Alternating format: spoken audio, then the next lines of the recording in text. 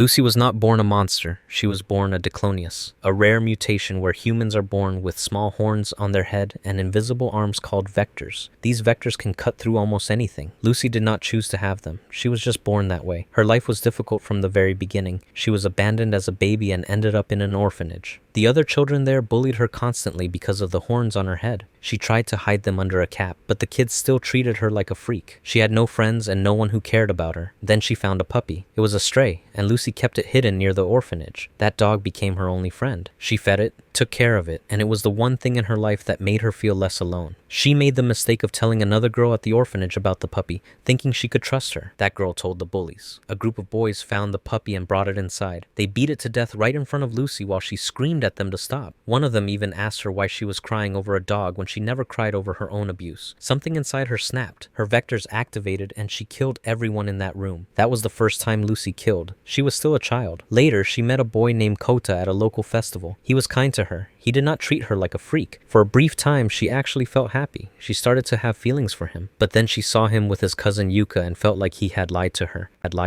Her unstable mind combined with the Diclonius instinct pushing her toward violence led to something terrible. She attacked the train Kota's family was on and killed his father and his little sister Kane. Kota witnessed it. The trauma was so severe that he repressed the memory for years. Lucy was eventually captured and taken to a research facility. She spent years there as a test subject. They kept her locked up with a heavy metal helmet over her head. Scientists ran experiments on her and treated her like an object, not a person. She had no freedom, no kindness, and no hope. At the start of the anime, Lucy escapes from the facility. During her escape, she gets shot in the head. The bullet does not kill her, but damages her brain. This creates a split personality. A new innocent persona called Nayu emerges. Nayu acts like a child, cannot speak properly, and has no memory of the things Lucy did. The cruel twist is that Kota, now older, finds Nayu on a beach and takes her in. He does not recognize her as the girl who killed his family. And Nayu does not remember doing it, but Lucy is still inside, and she remembers everything. Lucy never got to be a normal girl. She was hated for how she was born, abused by other children, had her only friend killed in front of her, and then spent years being experimented on like an animal. The world treated her like a monster before she ever became one.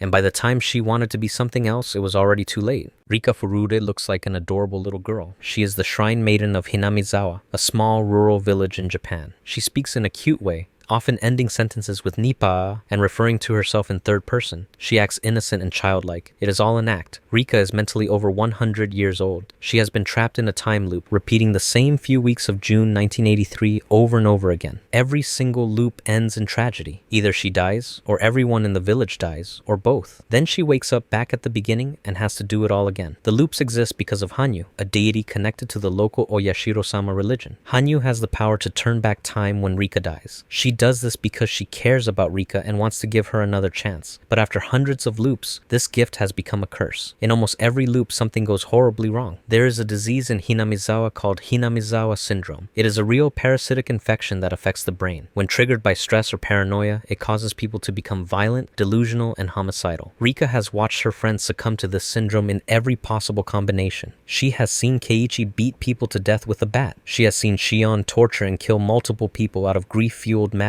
She has seen Rena take hostages and threaten to blow up a school. These are her friends. And in the next loop, they remember nothing while she remembers everything. Rika herself dies in brutal ways. She has been stabbed, beaten, disemboweled, and injected with drugs. In one loop, she is held down while her stomach is cut open and her intestines are pulled out while she is still alive. In another, she is killed by someone she trusted completely. The worst part is knowing it will happen again. Every loop, Rika wakes up and sees her friends smiling and happy. She knows that within weeks, some of them might be dead or insane. She goes through the motions, acting cute and cheerful, while inside she is exhausted and broken. She has a habit of drinking wine alone and speaking in a completely different voice when no one else is around. That voice is tired, cynical, and sounds nothing like the cheerful girl the village knows. Hanyu is the only one who shares her memories. They have conversations where Rika drops the act entirely. She talks about giving up. She wonders if there is any point in trying anymore. After 100 years, hope is hard to maintain. In the sequel series Higurashi-gu and Sotsu, we learned that Rika eventually did escape the original loops, but then she got pulled back into new ones. The cycle of suffering continued even after she thought she was free.